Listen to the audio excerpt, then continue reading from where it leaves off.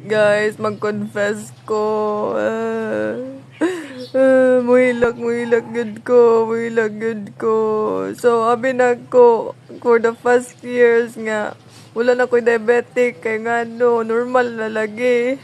Unya, mauto, kampante ra kaayo ko, nagsigi kog dirty low carb. Unya, karon tanawan ni, nagpa-blood chemistry ko kagadiya. Ang fasting blood sugar na ko is 6.9.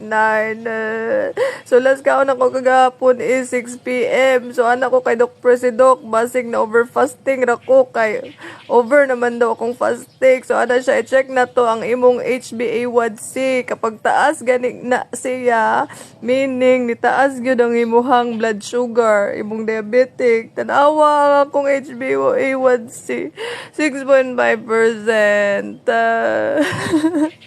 Dog, di na lagi ko mag-dirty low carb, dog.